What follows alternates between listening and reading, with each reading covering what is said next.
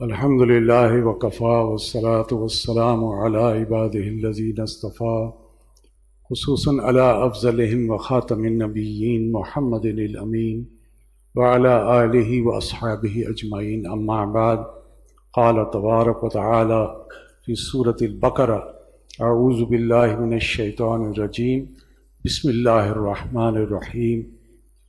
یا ایہا الذین آمنوا استعینوا بالصبر والصلاة ان اللہ مع الصابرین ولا تقولوا لمن يقتل في سبيل الله اموات بل احیاء ولكن لا تشعرون ولنبلونکم بشیء من الخوف والجوع ونقص من الاموال والانفس والثمرات وبشر الصابرین الذین اذا اصابتهم مصیبۃ قالوا انا للہ وانا الیہ راجعون اولئک علیہم صلوات من ربہم ورحمہ واولئک هم المہتدون۔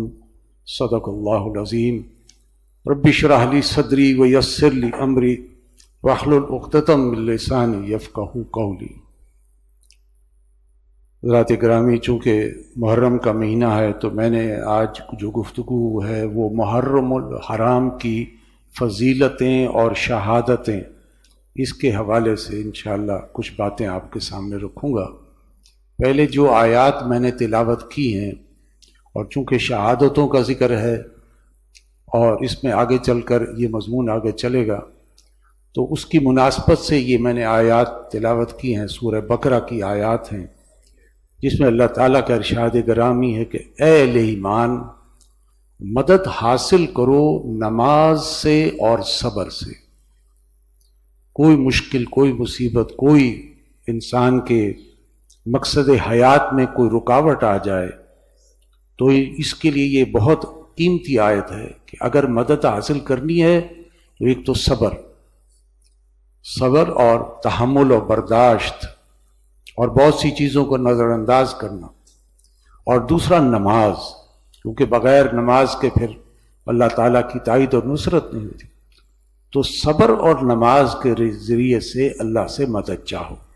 بے شک اللہ تعالیٰ صبر کرنے والوں کے ساتھ ہے، اور جو لوگ اللہ کی راہ میں قتل ہو جائیں ان کو مردہ نہ کہو، بلکہ وہ زندہ ہیں، اگرچہ تمہیں اس بات کا شعور نہیں ہے کہ وہ کس قسم کی زندگی ہے، لیکن وہ زندہ ہے۔ اور شہید، جو اللہ کی راہ میں شہید ہے، وہ سیدھا جنت میں چلا جاتا ہے۔ اور ہم لازماً تمہیں آزمائیں گے کسی قدر خوف سے اور بھوک سے۔ آزمائش شرط ہے، زندگی نام ہی آزمائش کا ہے۔ خوف سے بھی اللہ آزماتا ہے، بھوک سے بھی آزماتا ہے، اور مال اور جان کے نقصان سے بھی اللہ آزماتا ہے، اور پورے ثمرات، یعنی انسان کی پوری آمدنی، وہ بھی ہو سکتا ہے اللہ تعالیٰ آزمائش میں ڈال دے۔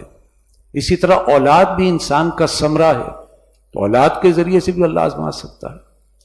وبشر الصابرین، ان آزمائشوں میں جو شخص صبر اور قناعت کا دامن نہیں چھوڑے گا تو ایسے لوگوں کے لیے خوشخبری ہے۔ یہ وہ لوگ ہیں کہ جب ان پر کوئی مصیبت آتی ہے تو وہ یہ کہتے ہیں کہ انا للہ وانا الیہ راجعون، ہم خود بھی اللہ کے ہیں اور اللہ کی طرف لوٹنا ہے۔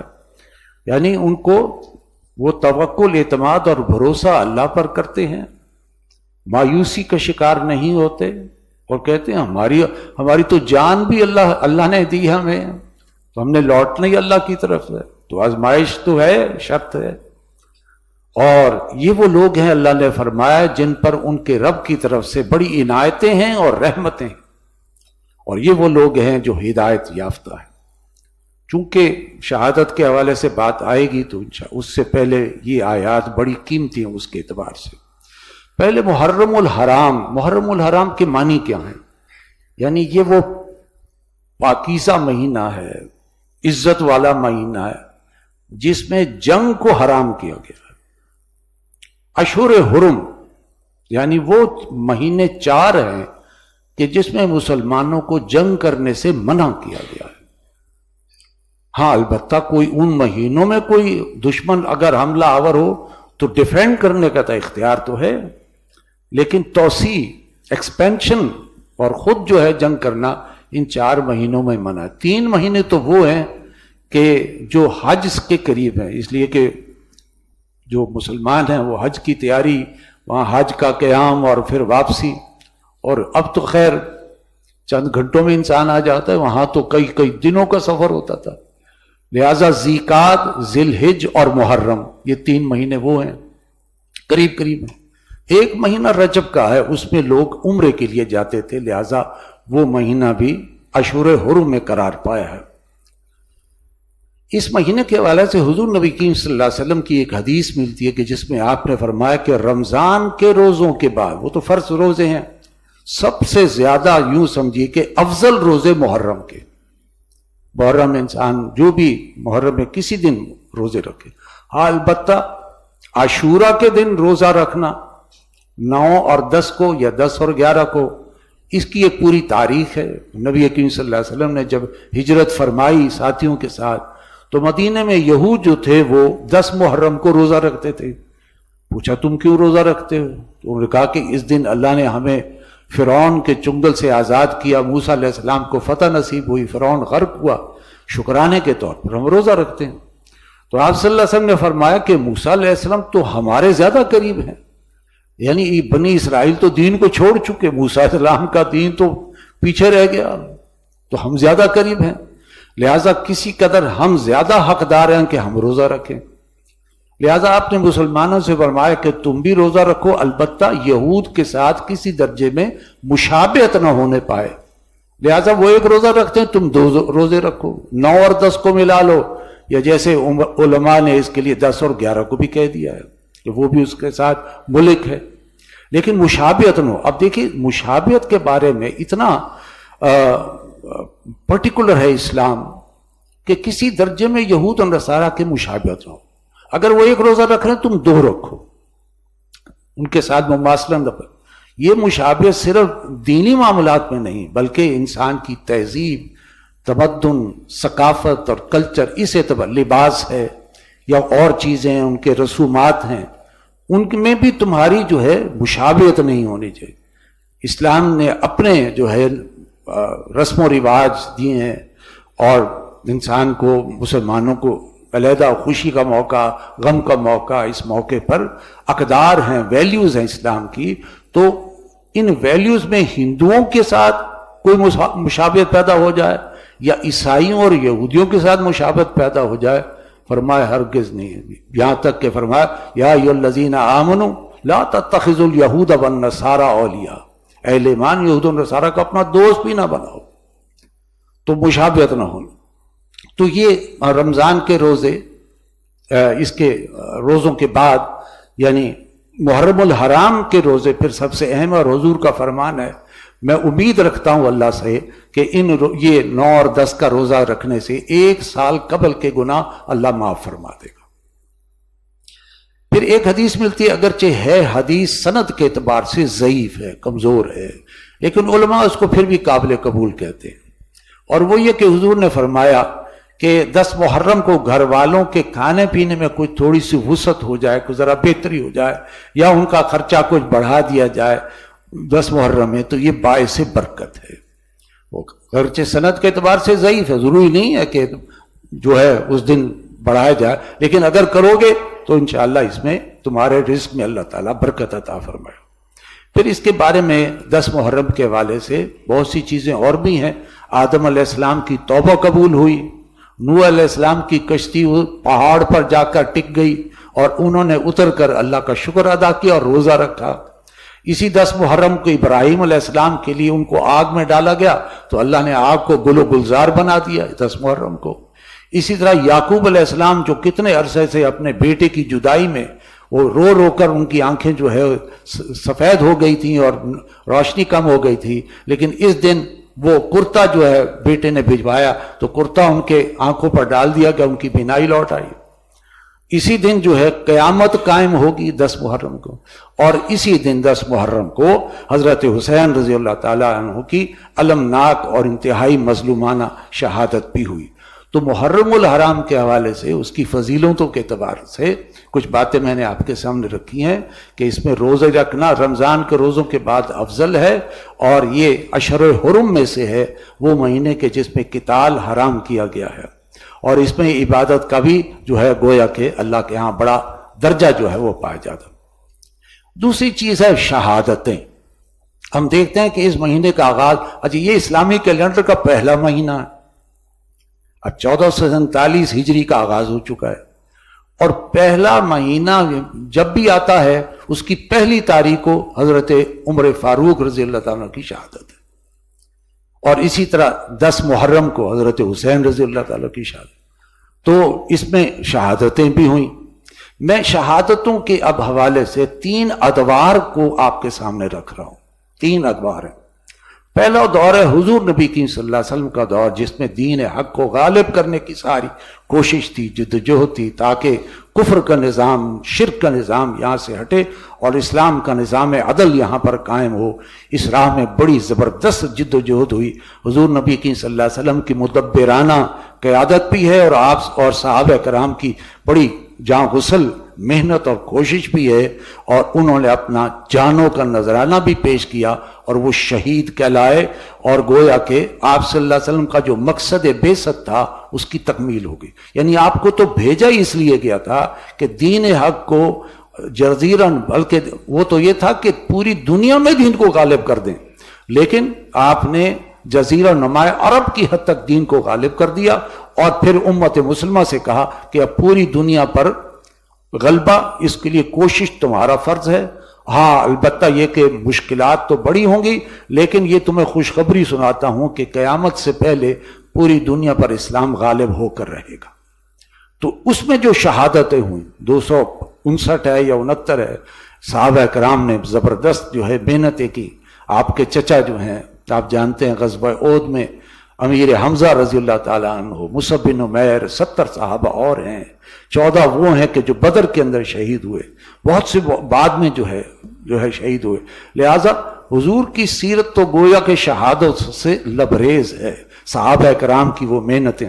لہٰذا ایک یہ دور تھا کہ دین کو قائم کرنا ہے، ایک انقلاب برپا کرنا ہے، تو اس میں جو ہے شہادتیں ہوئی۔ اس کے بعد دوسرا دور آتا ہے، وہ ہے کاؤنٹر ریولوشنری فورسز نے سر اٹھایا۔ اب دین اسلام تو غالب ہو گیا، ایک انقلاب قائم ہو گیا، لیکن اب انقلاب مخالف قوتیں جب انہوں نے دیکھا کہ اللہ کے رسول دنیا سے تشریف لے گئے ہیں، لہٰذا انہوں نے اس وقت تو دبک گئے تھے، لیکن اب آہستہ آہستہ انہوں نے سر اٹھانے کی کوشش کی کہ اس کو انقلاب کے اثرات کو زائل کیا جائے۔ اس کو کہتے ہیں کاؤنٹر ریولوشنری فورسز، یعنی انقلاب مخالف قوتیں۔ ان میں سب سے پہلا جو ہے وہ جھوٹے مدعیان نبوت کھڑے ہو گئے، اور ان میں مسیلمہ کذاب تو سب سے بڑا تھا، اور اس کے پاس قوت اور طاقت بھی بڑی تھی، اور جنگ بھی اس کے ساتھ جو ہوئی تو بڑی خونریز جنگ تھی۔ اور اسی طرح ایک اور طلیحہ، ایک اسود انسی، ایک عورت سجا، یہ سارے جھوٹے نبیوں کے دعوے لے کر کھڑے ہو گئے کہ جی ہم بھی نبی ہیں۔ اب یہ ظاہر بات ہے ابو بکر صدیق رضی اللہ تعالیٰ کا دور تھا، اور اگرچہ وہ شخصیت کے اعتبار سے بڑے دبلے پتلے تھے، نحیف النظار تھے اور رقیق القلب تھے، لیکن دین کے معاملے میں وہ عظیمت اور ہمت کا ایک بڑا کو ہمالیہ تھے، پہاڑ تھے، استقلال تھا، اللہ پر توکل، اللہ پر اعتماد اور بھروسہ، بڑے ہی اس معاملے میں بہت ہی سخت تھے۔ انہوں نے اس کو سمجھا کہ اب یہ اسلام کو، اس کے اثرات کو زائل کرنے کے لیے، سیبوٹاج کرنے کے لیے اب یہ قوتیں کھڑی ہو گئی ہیں، ان کے لہٰذا انہوں نے آئرن ہینڈ سے اس کو کرش کیا، اور بڑی جنگیں لڑی گئیں، اور مسیلمہ کذاب قتل ہوا، لیکن اس کے ساتھ بہت سے مسلمان حفاظ شہید ہو گئے جنہوں نے حفظ کیا ہوتا۔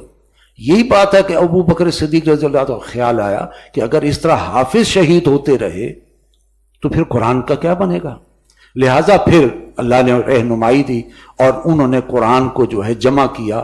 وہ قرآن اس وقت جو ہے حضور کا جمع کیا ہوا وہ پڑا ہوا تھا صندوق میں، لیکن گتوں پر اور مختلف کاغذوں پر اور پتھروں پر انہوں نے اس کو جلد کے 2 گتوں میں جمع کروایا۔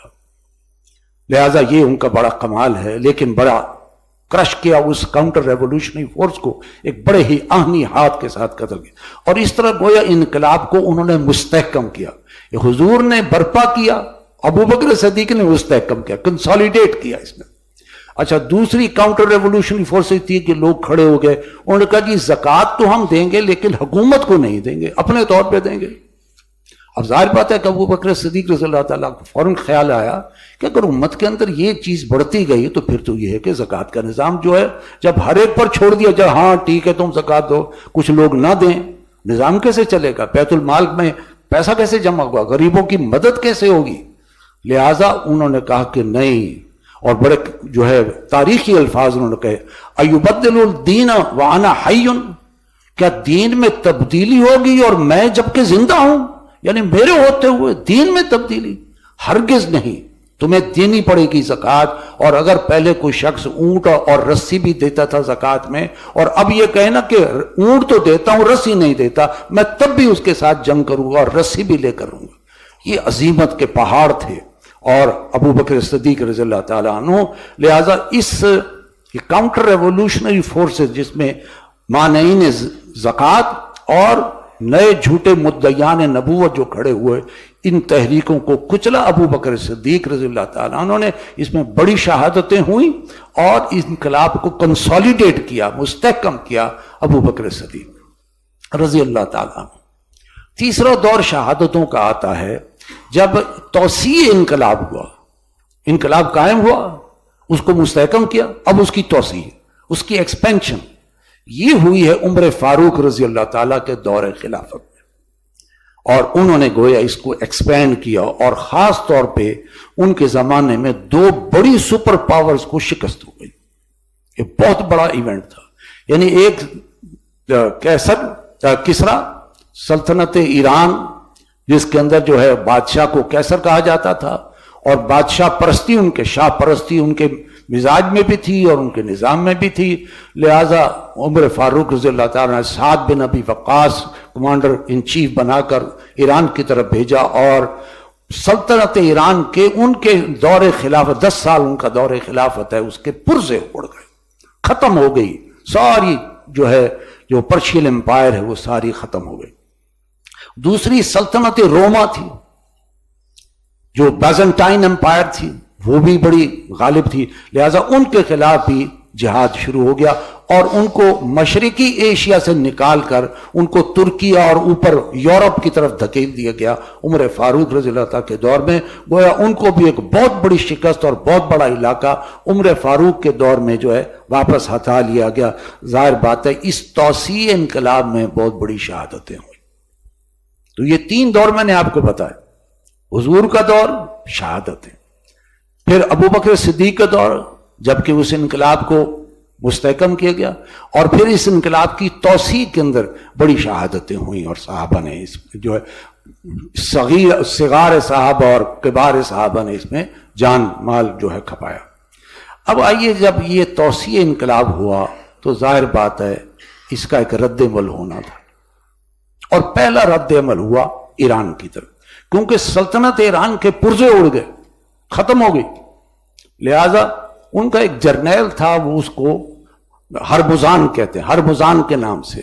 जाहिर बात है एम्पायर तो खत्म हो गई थी, वो जर्नल रहा था, उसने साजिश तैयार की और साजिश तैयार की और एक शख्स ईरानी अबू लुलू फिरोज को तैयार किया, और उसको गोया कि वो चक्की बनाने, जो आटा पीसने वाली है, उस चक्की को जो है बनाने का उसको फन आता था, उसके ज़रिए से उसने मदीने में दाखिल किया कि ये चक्की बड़ी अच्छी बनाता है। उसने कुछ अच्छी बड़ी चक्कियाँ बनाकर भी, उमर फारूक रज़ियल्लाहु ताला का दौर था, उन्होंने चक्की देखी, पसंद आई, कहा ये चक्की जो हमारे लिए भी बना दो।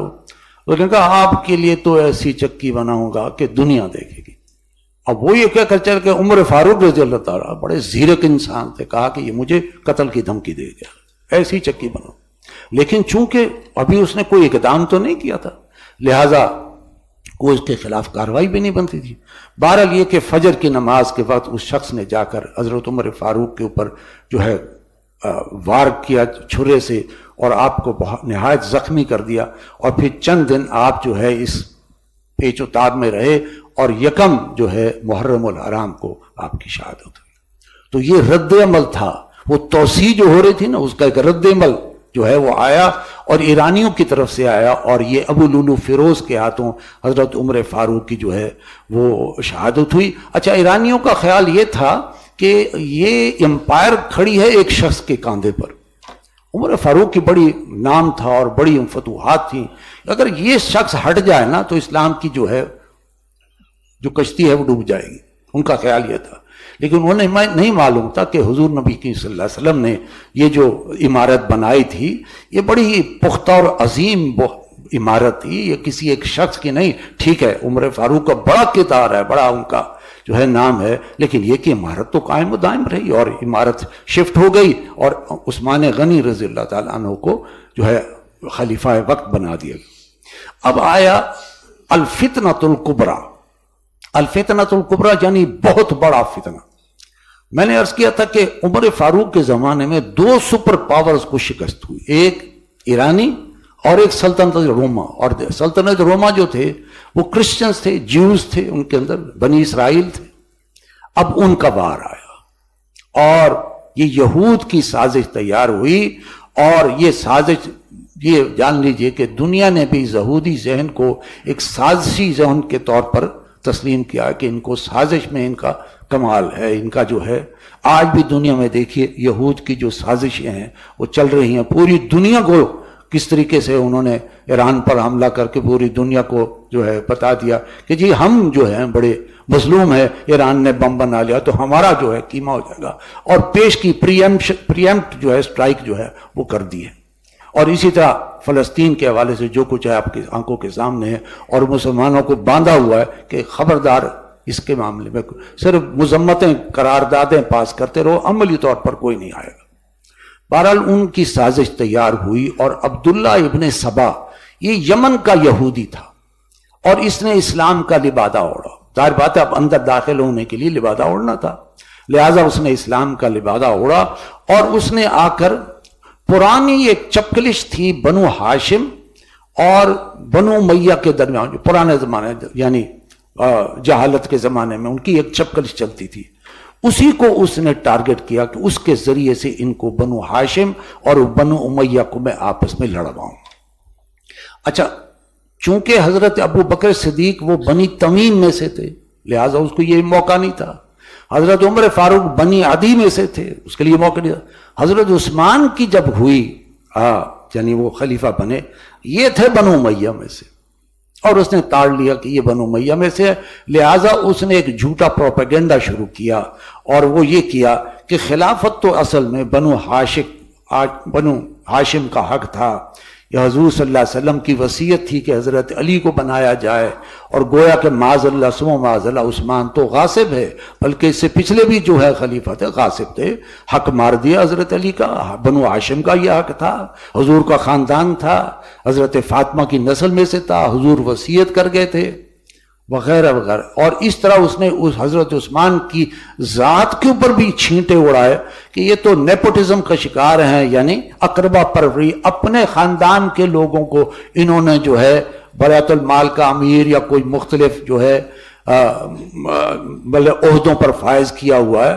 لہذا یہ ایک مقدمہ سا بنا کر اس نے، اب دیکھیے اس کو دیکھیے کہ باہر جنگیں ہو رہی ہیں، صحابہ کرام گئے ہوئے ہیں، وہ جنگیں لڑ رہے ہیں، سلطنت روما کو پیچھے اور پیچھے جو ہے دھکیلا جا رہا ہے. ظاہر بات ہے مدینے میں تو بس چند ہی صحابہ تھے، باقی عام لوگ تھے، صحابی بھی تھے اور تابعی بھی تھے. لہذا اس قدر جو ہے ایک خلیفہ وقت جو ہے اس کے خلاف جو ہے، اگرچہ ان بلوائیوں نے بڑی جمع ہو کر پورے مدینے کو یرغمال بنا لیا اور جو ہے مسجد نبی میں کھڑے ہو کر کہا معاذ اللہ کہ یہ غاصب ہے وغیرہ وغیرہ. حضرت علی رضی اللہ عنہ موجود تھے، انہوں نے ان کو بلوایا اور کہا کہ کس طرح تم کہتے ہو کہ وہ غاصب ہے، میرے سامنے بات کرو. تو انہوں نے جو 4 شیٹ لگائی، اس کو حضرت عثمان نے اس 4 شیٹ کو ایک ایک شک کو رد کر کے کہا یہ غلط ہے، یہ جھوٹ ہے، یہ جو میرے بارے میں کہ یہ اقربا پروری سے کام لے رہے ہیں، ایسا ہرگز نہیں ہے. تو حضرت علی رضی اللہ عنہ ان کی بات سن کر کہا کہ عثمان بالکل سچے ہیں، ایسا کوئی معاملہ نہیں ہے، تم جھوٹے ہو، بلوائی ہو، تم صرف فتنہ پرداز ہو اور فتنہ لے کر. لیکن یہ کہ وہ محاصرہ کر کے کھڑے ہو گئے. 50 دن کا محاصرہ ہے. اندر پانی نہیں جانے دیں گے, اندر کھانا نہیں جانے دیں گے. اور ان کے در پر کون کھڑے ہیں چوکیدار کے اعتبار سے؟ حضرت حسین اور حضرت حسن رضی اللہ تعالی سیف گارڈ کر رہے ہیں اپنے خلیفہ کو. وہ لیکن 50 دن کے بعد وہ پیچھے سے دیوار پھاند کر اندر آئے. حضرت نائلہ رضی اللہ تعالی عنہ جو حضرت عثمان کی زوجہ محترمہ تھی ان کو شہید کیا, اور حضرت عثمان کو بھی شہید کیا. یہ ایک گویا کہ اسلام کے اندر ایک بہت بڑی فتنہ جو ہے وہ پیدا ہوا. ایک خلیفہ وقت کی جو ہے مار دیا گیا اور شہید کر دیا گیا, اور وہ بھی نام کے جو برائے نام مسلمان تھے وہی تھے. بہرحال یہ ایک بڑی مظلومانہ شہادت تھی فتنہ کو.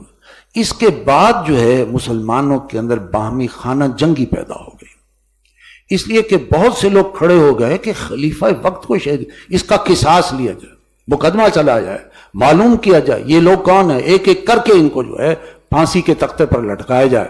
لہذا حضرت عثمان کے قصاص کا مطالبہ لے کر کھڑے ہو گئے.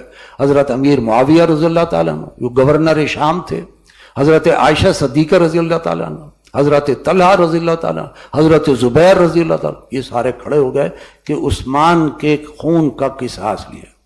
اچھا لوگوں نے کیا کیا کہ انہوں نے, ظاہر بات ہے خلیفہ تو شہید ہو گئے تھے, انہوں نے حضرت علی رضی اللہ تعالیٰ مشاورت کے ساتھ حضرت علی کے ہاتھ پر بیعت کر لی, کیونکہ یہ تھا کہ بنو ہاشم کا حق ہے, وہ تو بلوائی تھے, اور سارا جھگڑا اسی بات کا پیدا کرے پروپیگنڈا, جبکہ بڑے بڑے کبار صحابہ ہرگز اس کے اندر نہیں تھے. اسلام آ گیا تھا, حضور کی تعلیم تھی, تزکیہ نفس تھا, وہ تو جاہلیت کے زمانے کی باتیں تھیں.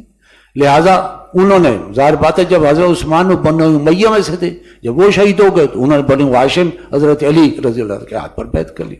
اب حضرت علی کی پوزیشن یہ تھی کہ میں ان کا قصاص لیتا ہوں, لیکن تم میرے ہاتھ پہلے مضبوط کرو, بلوائی کھڑے ہیں سروں پہ, ان کو یہاں سے دور کرتے ہیں, میرے ہاتھ مضبوط کرو, اور پھر میں ان کا قصاص لیتا ہوں, اور پھر میں جو ہے عثمان رضی اللہ تک قصاص لیتا ہوں. لیکن یہ کہ سلسلہ, چونکہ ابن سبا جو تھا وہ تو اسلام میں نقب لگانے کے لیے آیا تھا, وہ تو اسلام میں آپس میں لڑانے کے لیے آیا تھا. لہٰذا 3 بڑی جنگیں ہوئیں. اب جنگ جمل ہوئی, ایک طرف حضرت عائشہ صدیقہ رضی اللہ تعالیٰ, دوسرے حضرت علی ہیں, اور 4000 افراد ایک دوسرے کی تلواروں سے کٹ گئے. اور ہوا یہ کہ جب دونوں فوجیں آمنے سامنے تھیں تو سلسلہ گفتگو ہوا, اور دونوں نے آپس میں طے کر لیا کہ ہم اس مسئلے کو سلجھاتے ہیں.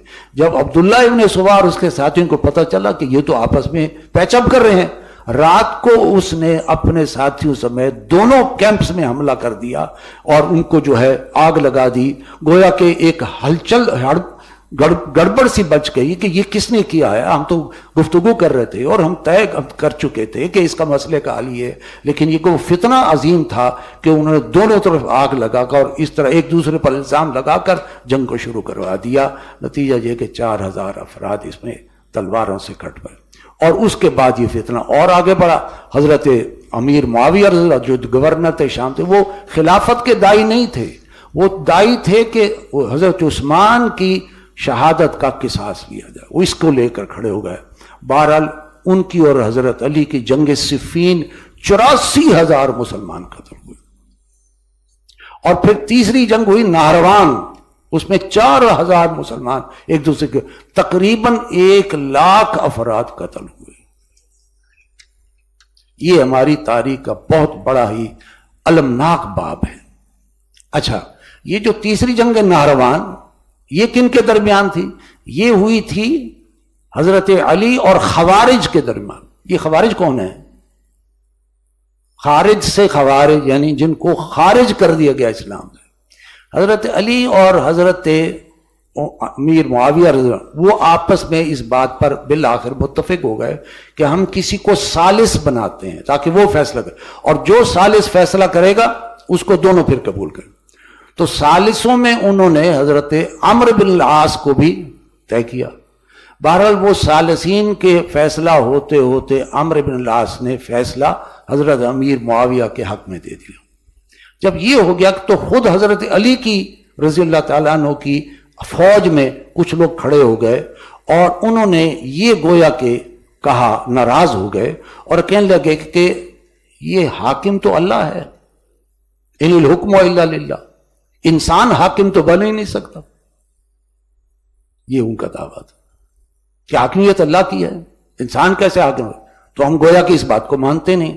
اور دوسروں نے کہا کہ چونکہ انہوں نے انسان کو حاکم بنایا، اب وہ اس انتہا پر چلے گئے، چونکہ انسان کو حاکم بنایا یہ گناہ کبیرہ ہے، گناہ کبیرہ ہے، لہٰذا یہ گویا کہ گناہ کبیرہ کے مرتکب ہیں، لہٰذا یہ کافر ہیں.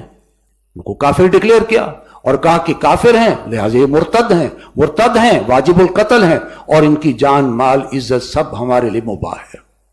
لہٰذا انہوں نے فتویٰ جاری کیا کہ حضرت علی بھی کافر، عمرو بن العاص بھی کافر، معاذ اللہ ثم معاذ اللہ، اور حضرت امیر معاویہ وہ بھی کافر، تینوں کافر. لہٰذا انہوں نے ایک سکیم تیار کی، 3 افراد کو تیار کیا کہ تم 3 افراد جاؤ اور ایک دن صبح کے وقت ان تینوں کو قتل کر دو. تینوں افراد روانہ ہوئے. اتفاق کی بات ہے عمرو بن العاص اس دن بیمار تھے، وہ فجر میں آئے ہی نہیں. حضرت امیر معاویہ آئے، وہ نماز پڑھا رہے تھے، ان پر جو ہے حملہ ہوا، زخمی ہوئے، لیکن یہ کہ بیچ بچاؤ ہو گیا اور وہ جو ہے بچ گئے. حضرت جو ہے کیا نام ہے حضرت علی رضی اللہ تعالیٰ عنہ، ان کے اوپر وار بڑا کارگر پڑا، ابن ملجم اس کا نام تھا، اور اس طرح حضرت علی کی شہادت ہو گئی. یہ ہیں وہ خوارج جن کو امت نے گویا کہ اس انتہا پر کہ گناہ کبیرہ کا مرتکب، ٹھیک ہے گناہ کبیرہ ہے، بہت بڑی سزا مل سکتی ہے، لیکن کافر تو نہیں بنتا وہ. لیکن انہوں نے کافر قرار دے کر، مرتد قرار دے کر، واجب القتل قرار دے گویا کہ یہ کام کیا. بہرحال وہ توسیع انقلاب کا جو عمل تھا وہ رک گیا، تھمتا نہ تھا کسی سے. سیل رواں ہمارا وہ جو قافلہ جو ہے چل رہا تھا، فتوحات ہو رہی تھی، وہ دب گیا. بہرحال لوگوں نے پھر حضرت حسن کے ہاتھ پر بیعت کر لی کہ آپ ہمارے خلیفہ ہیں. اب حضرت علی جب وہ زخمی تھے تو ان سے پوچھا گیا ہم آپ کے بیٹے، بڑے بیٹے حضرت حسن کو خلیفہ بنا لیں، مشاورت. تو انہوں نے کہا کہ دیکھو نہ میں تمہیں حکم دیتا ہوں اور نہ ہی میں تمہیں روکتا ہوں، تم مشورہ کر کے جو تم طے کر لو. بہرحال ان کی شہادت کے بعد انہوں نے حضرت حسن کے ہاتھ پر بیعت کی. اب حضرت حسن کے ساتھ جو ہے یہ سب کھڑے ہو گئے، اور ادھر سے امیر معاویہ شام سے فوجوں کے ساتھ کھڑے ہو کر، دونوں لشکر آمنے سامنے. لیکن حضرت حسن رضی اللہ تعالیٰ عنہ ان کے بارے میں جان لیجئے حضور کی پیشن گوئی ہے، میرا یہ جو نواسہ ہے یہ مسلمانوں کے 2 گروہوں کے مابین مصالحت کروائے گا جب وہ چھوٹے تھے. بالکل یہ حضور کا قول ہے، اور یہی وہ وقت ہے. حضرت حسن کو رضی اللہ تعالیٰ عنہ ان کو یہ بات گویا کہ ذہن میں آئی، محسوس کیا میرے قافلے میں کچھ فسادی قسم کے عنصر موجود ہیں، ابن سبا کے کوئی ساتھی موجود ہیں، اس لیے کہ ان کو تجربہ ہو گیا کہ یہ فساد کرنے والے ہیں. لہٰذا انہوں نے مصالحت کے لیے حضرت امیر معاویہ سے کہا کہ اگر ہم مصالحت کر لیں تو اس کی کیا شرائط ہوگی. انہوں نے ایک بلینک پیپر بھیج دیا، جو شرط آپ کو لکھنا لکھ دیں، میری طرف سے قبول ہے اور مصالحت. حضرت حسن نے وہ سائن کر دیا اور امت مسلمہ دوبارہ سے متحد ہو گئی، اور امیر معاویہ رضی اللہ تعالیٰ عنہ وہ خلیفہ بنے، اور حضرت حسن نے ان کے ہاتھ پہ بیعت کر لی. اور وہ امت مسلمہ کے جو فتنۃ الکبریٰ جو کھڑا ہوا تھا حضرت عثمان کی شہادت کی وجہ سے، اور یہ ساری پیچھے سازش تھی یہود کی. عبداللہ ابن سبا یہودی تھا اور اس نے اسلام کا لبادہ اوڑھ کر یہ سارا ڈرامہ یہ اس نے رچایا تھا. بہرحال امیر معاویہ رضی اللہ تعالیٰ کے بارے میں جان لیجیے کہ جلیل القدر صحابی بھی ہیں، کاتب وحی بھی ہیں، یعنی لکھتے تھے قرآن کو، لکھتے تھے، کاتب. پھر آپ صلی اللہ علیہ وسلم کے یعنی آپ صلی اللہ علیہ وسلم حضرت امیر معاویہ کے بہنوئی ہیں، یعنی سالے اور بہنوئی کا رشتہ، کیونکہ حضرت امیر معاویہ کی جو ہمشیرہ تھیں ام حبیبہ وہ حضور کی زوجہ محترمہ ہے رضی اللہ تعالیٰ. تو بڑے ان کے رشتے ہیں آپس میں. اور پھر حضور صلی اللہ علیہ وسلم کی دعا ہے حضرت امیر معاویہ کے حق میں، وہ آپ نے فرمایا اللہم اجعلہ ہادیا مہدیا، اے اللہ اس نوجوان کو ہدایت پہنچا دینے والا اور ہدایت یافتہ جو ہے شخص بنا دے. جو حضور کی دعا ان کے، جیسے حضور نے جو ہے حضرت عمر فاروق کے لیے دعا کی تھی، اے اللہ ان 2 عمروں میں سے ایک کو میری جھولی میں ڈال دیا، تو وہ جیسے حضور کی جو ہے دعا کے نتیجے میں آئے، تو حضور کی یہ دعا بھی ہے حضرت امیر معاویہ کے دور، اور ان کا جو پھر 20 سال کا دور ہے داخلی، یعنی اپنے داخلی امن بڑا ہی پرسکون، 20 سال پورے کوئی خانہ جنگی نہیں، کوئی خلفشار نہیں، کوئی خون ریزی نہیں، بڑے مدبرانہ انسان تھے، تو ان کے اپنے جو ہے داخلی طور پر بڑا امن، اور بیرونی طور پر بڑی زبردست فتوحات جو ہے انہوں نے کی، ترکستان پر حملہ کیا، افغانستان پر حملہ کیا، اور ان کے دور میں قسطنطنیہ پر بھی حملہ، اگرچہ وہ قسطنطنیہ فتح نہیں ہوا، لیکن حضور کی ایک پیشن گوئی تھی کہ جو پہلا لشکر قسطنطنیہ پر حملہ کرے گا اللہ تعالیٰ ان کی بخشش فرما دے گا۔ لہٰذا اس قسطنطنیہ کے حملے میں حضرت، آپ جانتے ہیں کہ حضرت آپ کے جو مہمان تھے ایوب انصاری، حضرت ایوب انصاری، وہ 90 برس کے تھے، لیکن جب یہ ایکسپیڈیشن قسطنطنیہ گئے تو انہوں نے کہا میں ساتھ جاؤں گا، کیونکہ حضور کی حدیث ہے کہ جو قسطنطنیہ پر پہلا حملہ کرے گا اللہ انہیں بخش دے گا، تو وہ ساتھ گئے، اور ترکیہ کے ساحل پر ان کی وفات ہوئی، بوڑھے آدمی تھے، وہاں وفات پا گئے، لہٰذا ان کی لاش کو ترکیہ میں وہیں دفن کیا گیا۔ میں ترکیہ گیا تھا تو ان کے مزار پر بھی گیا تھا، تو ان کے مزار پر ان کی قبر ہے، اور سلطان محمد فاتح جس نے بعد میں قسطنطنیہ کو فتح کیا تھا اس کی قبر بھی ان کے ساتھ ہے، تو ایک دونوں جو یعنی یہ قبریں ساتھ ہیں، تو گویا کہ یہ حضرت امیر معاویہ رضی اللہ تعالیٰ کا دور خلافت ہے کہ جس میں ایکسپینشن بھی ہو رہی ہے اور اندر جو ہے امن اور سکون ہے اور کوئی خون ریزی اور خلفشار نہیں۔ لیکن اس میں خاص طور پر ایک بات ذرا نوٹ کر لیجیے، یہ میں نے آپ کو بتایا حضرت امیر معاویہ کا، لیکن امت مسلمہ نے حضرت امیر معاویہ کا دور جو 20 سال کا دور ہے جس میں داخلی طور پر بڑا امن اور سکون تھا اور فتوحات بھی تھی، لیکن ان کے دور کو خلافت راشدہ میں اہل سنت والجماعت نے شامل نہیں کیا۔ کیوں نہیں کیا؟ حالانکہ بڑا بہترین دور تھا، پرسکون دور تھا، فتوحات تھی، اس لیے نہیں کیا۔ خلافت کے لیے ایک بہت ضروری امر ہے اور وہ ہے مشورہ، جبکہ انہوں نے بزور طاقت جو ہے خلافت حاصل، قوت کے ساتھ آئے نا حضرت حسن کے مقابلے میں، وہ تو حضرت حسن نے جو ہے مصالحت کے لیے کہا تو انہوں نے جو کہا ٹھیک ہے، لہٰذا کوئی باہمی اتنا بڑا مشورہ نہیں ہوا، لہٰذا وہ بزور طاقت جو ہے خلیفہ بن گئے۔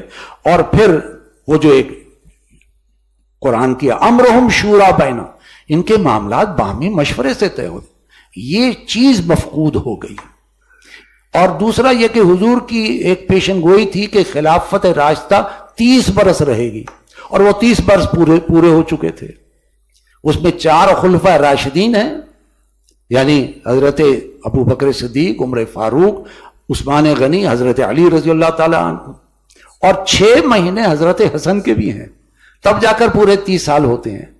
تو حضور کا قول تھا کہ 30 سال تک خلافت راشدہ رہے گی، لہذا حضور کے قول کی روشنی میں، اور یہ کہ ان کے اندر چونکہ وہ شورائیت کی شرط جو ہے مفقود تھی، لہذا ان کے دور کو خلافت راشدہ میں جو ہے گنا نہیں گیا، اگرچہ امت یہ جانتی ہے وہ اپنی ذات میں ایک خلیفہ راشد تھے، ایک ہدایت یافتہ انسان تھے، اور کاتب وحی تھے، حضور کے صالح تھے، اور مدبر انسان تھے، اور جن کے بارے میں قرآن نے گواہی دی ہے صحابہ کے بارے میں۔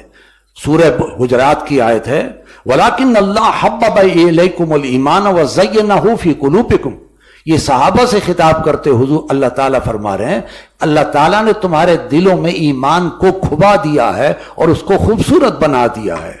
وہ اور فرمائے وَكَرَّهَ إِلَيْكُمُ الْكُفْرَ وَالْفُسُوقَ وَالْعِصْيَانَ، اور اللہ نے تمہارے دلوں میں نفرت پیدا کر دی ہے کفر کے لیے، فسق و فجور کے لیے اور نافرمانی کے لیے۔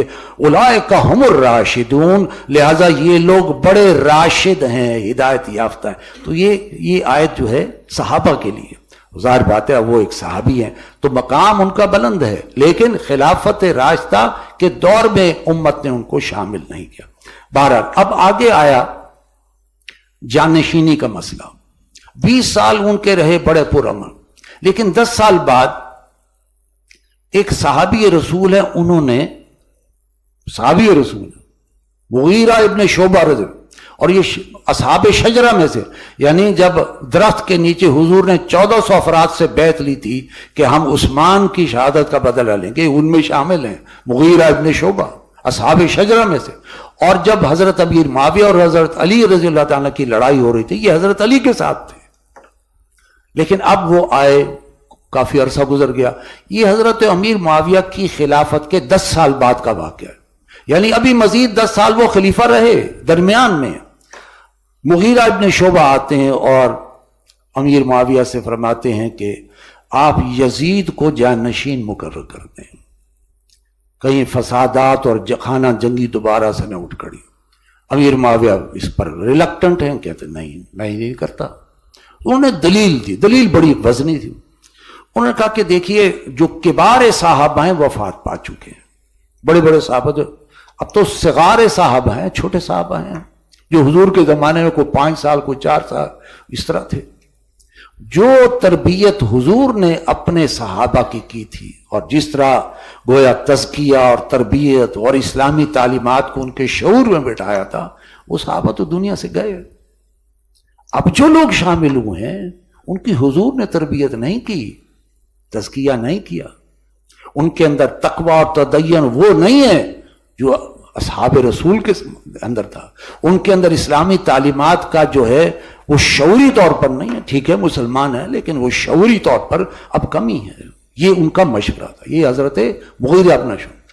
اس مشورے کے اس دلیل کے بعد حضرت معاویہ نے، اور انہوں نے یہ بھی کہا کہ اب 10 سال ہو گئے، لوگ بنو امیہ کی خلافت کے عادی ہو چکے ہیں، لہذا بنو امیہ ہی کی خلافت کو اب دیکھیں یہ ان کی ایک رائے تھی، یہ صحابی رسول اجتہاد تھا ان کا، کسی کا اجتہاد غلط بھی ہو سکتا ہے، لیکن یہ جان لیجیے حضور کا اپنا قول ہے کہ اجتہادی اگر کوئی مشورہ ہو، اگر غلط بھی ہو تب بھی اس کو اکیرا ثواب ملتا ہے، کیونکہ اس کی نیت میں فطور نہیں ہے۔ کسی اجتہادی صحابی کی اجتہادی مشورے پر آپ اس کی نیت پر جو ہے شک نہیں کر سکتے۔ ہاں یہ کہہ سکتے ہیں کہ اجتہادی جو ان کا یہ رائے ہے وہ ٹھیک نہیں تھی، یہ آپ کہہ سکتے ہیں۔ لہذا ان کی جو ہے رائے تھی، اس کو حضرت معاویہ نے قبول کر لیا اور ولید کی اور یزید کی ولی عہدی کا اعلان کر دیا، اور گورنروں کو کہہ دیا گیا کہ یزید کی ولی عہدی، یعنی میرے بعد یزید خلیفہ ہوگا اور سب اس سے بیعت لیں۔ اب جب وہ سب لوگوں نے بیعت کر لی، 5 چھوٹے صحابہ جو اس وقت بڑے تھے انہوں نے کہا کہ ہم بیعت نہیں کرتے۔ ان میں 5 ہیں، عبد الرحمن ابن ابی بکر، ابو بکر کے بیٹے حضرت عبد الرحمن، عبداللہ ابن زبیر، عبداللہ ابن عمر، عبداللہ ابن عباس اور حسین ابن علی رضی اللہ تعالی عنہ۔ یہ 5 صحابہ، ان کے اخلاق کردار کے نزدیک کوئی آدمی نہیں تھا، تقوی اور تدین میں بڑی چوٹی کے اب یہ صحابی شامل ہیں۔ انہوں نے کہا کہ ہم بیعت نہیں کرتے، یہ غلط ہے، لیکن انہوں نے کوئی بغاوت نہیں کی، کیونکہ ابھی تو امیر معاویہ تشریف فرما تھے، وہ تو خلیفہ وقت تھے، لہذا امیر معاویہ نے بھی کہا کہ ان اگر یہ بیعت نہیں کرتے تو ان کو چھوڑ دو، ان پر کوئی تشدد کچھ نہ کہو، خاموش رہو۔ 10 سال گزر گئے، 20 سال ہو گئے، امیر معاویہ سن 60 ہجری میں وفات پا گئے۔ تو چونکہ ان کا بیٹا یزید ان کی زندگی ہی میں ولی عہد تھا، خلیفہ بن گیا۔ اب وہ 5 صحابہ جو تھے، اب ایک ٹائم ٹیسٹڈ بات تھی، اس وقت تو ٹھیک ہے ولی عہد ہے، ابھی خلیفہ تو نہیں ہے، وہ بھی خاموش ہو گئے، لیکن جب یہ خلیفہ بنا وہ 5 میں سے 4 رہ گئے، ایک فوت ہو گئے، عبد الرحمن ابن ابی بکر وفات پا چکے، اب 4 رہ گئے، عبداللہ ابن عمر اور عبداللہ ابن عباس، یہ 2 صحابہ، یعنی عمر فاروق کے بیٹے اور حضرت عباس جو حضور کے چچا تھے ان کے بیٹے، جن کے بارے میں حضور نے فرمایا حبر الامہ، یہ ہماری امت کا عالم ہے، دین، عالم دین ہے، ان کی حیثیت ایک عالم دین کی حیثیت بہت بڑی ہے۔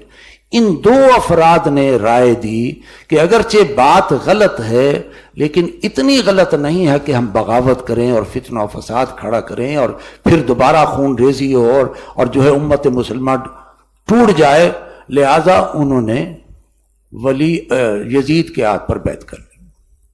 کیا غلط ہے، پر اتنا نہیں کہ ہم بغاوت کریں اور خون ریزی اور دوبارہ پھر امت دو حصوں میں تقسیم ہو جائے۔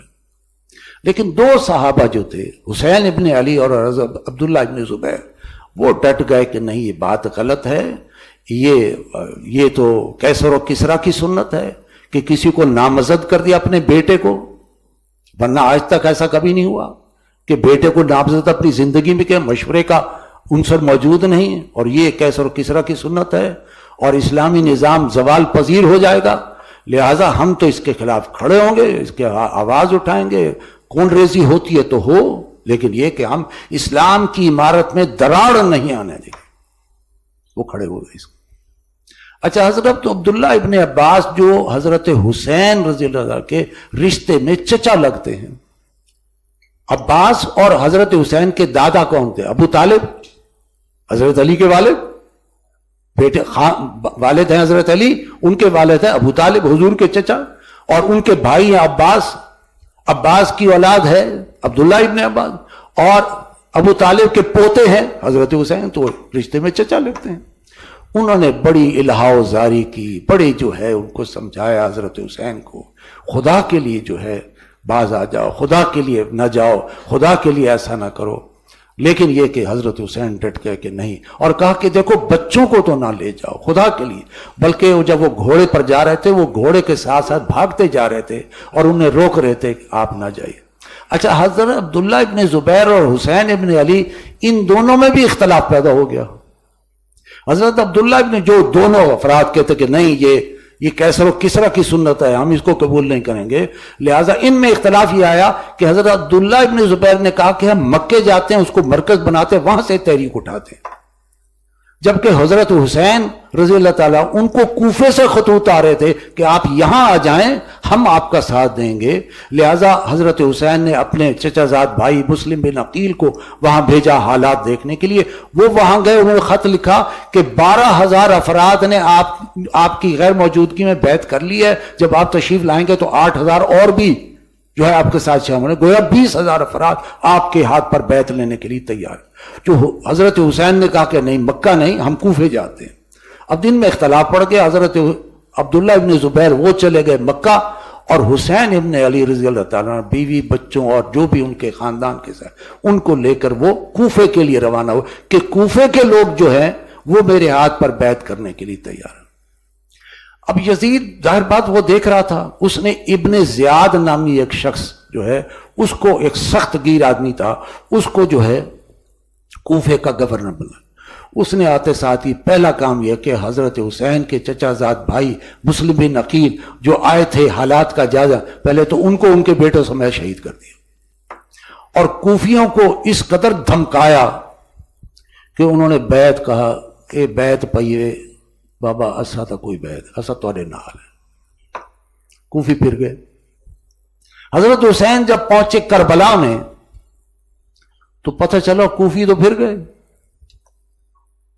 قوت طاقت ختم، صرف خاندان کے لوگ ہیں۔ کوفے والوں پر سارا انحصار تھا کہ 20,000 افراد تو وہ ہیں، وہ آئیں گے، وہ تو پھر گئے۔ لہذا اس وقت یہ ہوا کہ انہوں نے اب ابن زیاد کی جو فوجیں ہیں وہ آگے کھڑی ہیں، اور ان کا اور ان کے خاندان والے ہیں، کوفے والے پھر گئے۔ ان کے پاس خطوط تھے حضرت حسین کے پاس، جو کوفیوں نے لکھے کہ آپ یہاں آئیں، ہم آپ کے ہاتھ پر بیعت کریں گے، آپ کا ساتھ دیں گے، اور مرنا جینا ہم آپ کے ساتھ۔ اب وہ آئے ہوئے تھے، وہ کوفی آئے ہوئے تھے، یعنی اس جنگ کے اندر جو ہے میدان کربلا کے اندر، تو حضرت حسین نے ایک ایک کا نام لیا اور خط نکال کے دیکھا، اے فلاں ابن فلاں، یہ تمہارا لکھا ہوا خط ہے، تم نے مجھے بلایا تھا۔ چپ، موت نظر آتی تھی انہیں پیچھے۔ ان کو یہ خیال آیا کہ اگر یہ خطوط پہنچ گئے یزید کے پاس تمہاری خیر نہیں، تمہاری گردن اڑا دے گا، ہو نہ ہو حسین کو ہی ختم کر دو. یہ کوفے والوں، یہ تھا وہ سارا ٹرموائل یہ کوفے والوں کی طرف سے، جنہوں نے یعنی حضرت حسین کو جھوٹا دھوکہ دیا کہ ہم بیعت کرنے کو تیار ہیں، اور پھر بیعت سے پھر گئے، اور خطوط جب دیکھے تو ان کے اوزان خطا ہو گئے، تو یا حسین رہیں گے یا ہم رہیں گے. نتیجہ یہ ہو کہ حضرت حسین کی انتہائی ظالمانہ اور ارمناک شہادت ہو، اللہ کی راہ میں جو ہے قربان ہو گئے. بہرحال میں اس کی جو ہے یہ بھی بتا دوں، حضرت حسین کو جب یہ پتا چلا کہ اب کوفے والے تو ساتھ نہیں ہیں، لہٰذا انہوں نے شرائط پیش کی کہ تم مجھے چھوڑ دو، میں جہاں جنگیں ہو رہی ہیں وہاں میں چلا جاتا ہوں اور اللہ کی راہ میں لڑتا ہوں، میں شہید ہو جاؤں، یا پھر یہ ہے کہ مجھے یزید کے پاس لے جاؤ، میں اس سے اپنا معاملہ طے کروں. لیکن انہوں نے کہا کہ اگر یہ یزید کے پاس پہنچ گئے تو ہمارا کلام ختم ہو جائے گا، خط موجود ہیں، نتھنگ، کوئی ایک شرط نہیں مانی، اور وہاں حضرت حسین کی شہادت. بہرحال یہ شہادتوں کا ایک مہینہ جس میں ایک طرف حضرت جو ہے عمر فاروق رضی اللہ کی شہادت، دوسرے حضرت حسین رضی اللہ کی شہادت، اور کتنی شہادتیں جو ہیں اسلام کے لیے، دین کے لیے، اور انقلاب لانے کے لیے، انقلاب کو مستحکم کرنے کے لیے اور توسیع انقلاب کے لیے جو ہے صحابہ نے اور تابعین نے جو ہے جانیں دی ہیں اللہ کی راہ. ہمارے لیے سبق کیا ہے؟ آخری بات یہ عرض کر رہا ہوں، سبق یہ ہے کہ دیکھیے شہادت کا مقام بہت عظیم اور بلند مقام ہے. خود حضور کی دعا ہے، لَوَدِدْتُ أَنْ أُقْتَلَ ثُمَّ أُحْيَا ثُمَّ أُقْتَلَ ثُمَّ أُحْيَا ثُمَّ أُقْتَلَ ثُمَّ أُحْيَا، 3 مرتبہ فرمایا کاش کہ اللہ تعالیٰ مجھے اللہ کی راہ میں جان دینے کا موقع ملے اور میں جان دوں، پھر مجھے اللہ زندہ کرے، پھر میں جان دوں، پھر مجھے اللہ زندہ کرے، پھر میں جان دوں اللہ کی. یہ شہادت کے بارے میں جو شہید ہے اس کا تو بہت بڑا مقام ہے. قرآن نے کہا ان لوگوں کو جو اللہ کی راہ میں شہید ہو جائیں وہ مردہ نہ کہو، تو زندہ ہے. شہید تو سیدھا جنت میں ہے، شہید مردہ نہیں ہے، شہید ایک زندہ ہے. ایک عظیم مقام ہے شہادت کا. البتہ یہ وہ شخص ہے شہید کہ جو حق کے اوپر کھڑا رہا، حق کا ساتھ دیا، حق کا پرچار کیا، اور باطل کے سامنے نہ جھکا، نہ دبا، اور نہ ہی بکا کہ پیسہ لے کر جو ہے بک جائے. حق پر کھڑا، نہیں بات غلط ہے، حق ہے، میں حق کے لیے اپنی جان تک دے دوں. اگرچہ یہ جان لیجئے کہ جب انسان حق کے اوپر کھڑا ہوتا ہے تو باطل پوری قوت کے ساتھ جو ہے ایسے لگتا ہے جیسے ایک طوفان جو ہے وہ کھڑا ہو رہا ہے، اور یہ تو ہمیں کچا چبا جائیں گے. لیکن یہ یاد رکھیے، ہمیشہ یاد رکھیے، باطل صرف وقتی طور پر ایک جھاگ کی طرح قرآن نے اس کو بیان کیا ہے. یہ جھاگ کی طرح ہے، بعد میں تاریخ میں یہ جھاگ بیٹھ جائے گا، ان کا کوئی وہ مٹ جائے گا، اور تاریخ میں ایک سیاہ دھبے کے طور پر پہچانا جائے گا. لہذا یزید ہے یا اس کے گورنر ہیں وہ باطل تھے، اور باطل اس وقت بہت قوت اور طاقت کے ساتھ آیا. لیکن آج تاریخ میں یزید کا کیا مقام؟ سیاہ دھبا ہے، حضور کا نواسا، اور اس کی گردن کاٹی گئی، اور انہوں نے اپنی جان اللہ کی راہ میں دی.